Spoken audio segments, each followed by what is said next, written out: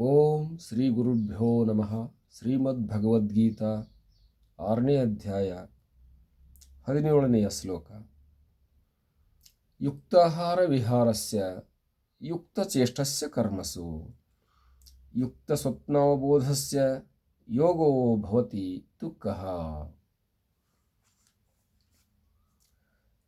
Yoga, which reads one of yo is accomplished only by him who is regulated in diet and recreation, regulated in performing actions, and regulated in sleep and wakefulness.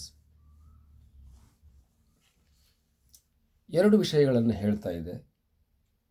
Yogi ಆಗ್ತಕ್ಕಂಥವನು ಯುಕ್ತಾಹಾರಿ ಆಗಿರಬೇಕು.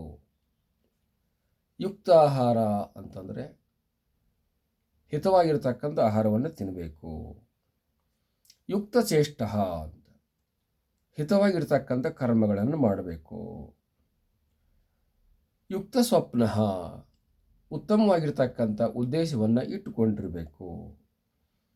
ಈ ರೀತಿ ಇರತಕ್ಕಂಥ ವ್ಯಕ್ತಿಯು ಯೋಗಿ ಆಗುತ್ತಾನೆ ಅಂತ ಹೇಳಿದೆ.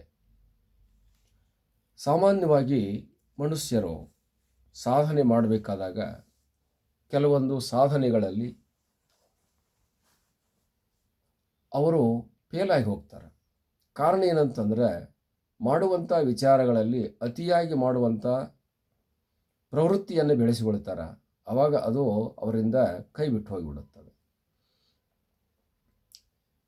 ಆರೋಗ್ಯ ಶಾಸ್ತ್ರದ ಅನ್ವಯ ಪ್ರಕಾರ ಯುಕ್ತಾಹಾರ ಅಂತ ಹೇಳ್ತಾ ಇದೆ. ಆಹಾರ ವಿಹಾರ, ಆಹಾರವೂ ಕೂಡ ಯುಕ್ತವಾಗಿರಬೇಕು, ವಿಹಾರವೂ ಕೂಡ ಯುಕ್ತವಾಗಿರಬೇಕು. ಯುಕ್ತ ಚೇಷ್ಟ, ಚೇಷ್ಟ ಅಂತಂದರೆ ಕರ್ಮ, ಕರ್ಮ ಅಂತಂದರೆ ಶರೀರ ಚೇಷ್ಟ ಅಂತ ಹೇಳ್ಕೊಂಡು ಬಂದಿದೆ. ಶರೀರದಿಂದ, ಸ್ಥೂಲ ಶರೀರದಿಂದಾಗಲಿ ಸೂಕ್ಷ್ಮ ಶರೀರದಿಂದಾಗಲಿ ನಡೆಯುವಂಥ ಕ್ರಿಯೆಗಳನ್ನು ಚೇಷ್ಟ ಅಂತ ಹೇಳುತ್ತೆ.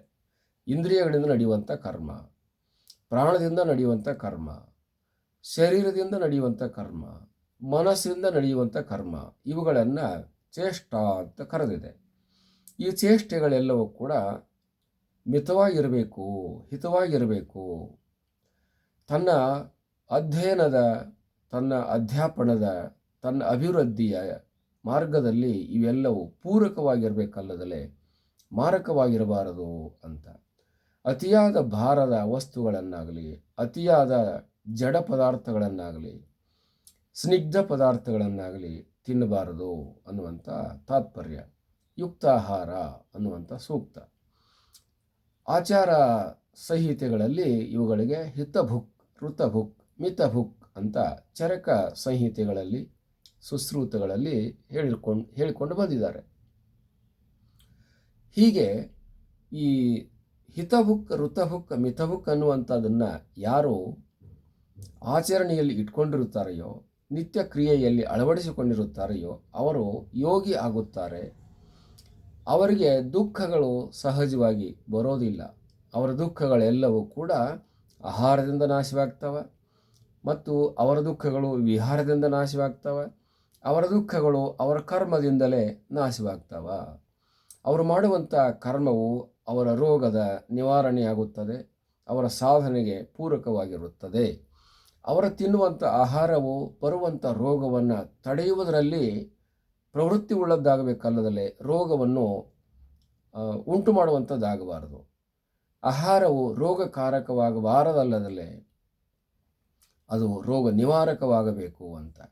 ಮಾಡುವಂಥ ವಿಹಾರವು, ವಿಹಾರ ಅನ್ನುವಂಥದ್ದು ವಾಕಿಂಗ್ ಆಗಲಿ, ಜಾಗಿಂಗ್ ಆಗಲಿ, ರನ್ನಿಂಗ್ ಆಗಲಿ, ಇವೆಲ್ಲವೂ ಕೂಡ ವಿಹಾರ ಅಂತ ಹೇಳಿಸಿಕೊಳ್ಳುತ್ತದೆ. ಈ ವಿಹಾರವೂ ಕೂಡ ಆತನಿಗೆ ಪೂರಕವಾಗಿರಬೇಕಲ್ಲದಲೇ ಮಾರಕವಾಗಿರಬಾರದು.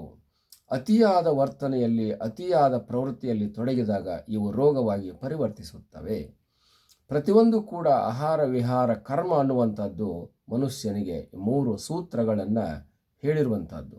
ಹಾಗಾಗಿ ಹಿತಭುಕ್, ಋತಭುಕ್, ಮಿತಭುಕ್, ಸರಿಯಾದ ಸಮಯಕ್ಕೆ ತಿನ್ನಬೇಕು, ಸರಿಯಾದ ಆಹಾರವನ್ನು ತಿನ್ನಬೇಕು, ಎಷ್ಟು ಬೇಕೋ ಅಷ್ಟನ್ನೇ ತಿನ್ನಬೇಕು ಅನ್ನುವಂಥ ತಾತ್ಪರ್ಯ. ಈ ಮೂರನ್ನು ಯಾರು ಪಾಲಿಸ್ತಾರೋ ಅವರು ಈ ಮೂರು ದುಃಖಗಳನ್ನು ಆದಿ ವ್ಯಾಧಿ ಬಾಧಿ ಅಂತಕ್ಕಂಥ ಆಧ್ಯಾತ್ಮಿಕ ಆದಿಭೌತಿಕ ಆದಿದೈವಿಕ ಅಂತಕ್ಕಂಥ ತಾಪತ್ರಯಗಳನ್ನು ದಾಟಿ ಅವರು ಅಧ್ಯಾತ್ಮ ಶಿಖರವನ್ನೇರಿ ಆತ್ಮಶುಚಿಗಳಾಗುತ್ತಾರೆ ಮತ್ತು ಅವರು ಬ್ರಹ್ಮನಿಷ್ಠರಾಗುತ್ತಾರೆ, ಮುಕ್ತರಾಗುತ್ತಾರೆ ಅನ್ನುವಂಥ ಅಭಿಪ್ರಾಯವನ್ನು ಇಲ್ಲಿ ಹೇಳ್ತಾ ಇದೆ. ಹರಿ ಓಂ ತತ್ಸತ್.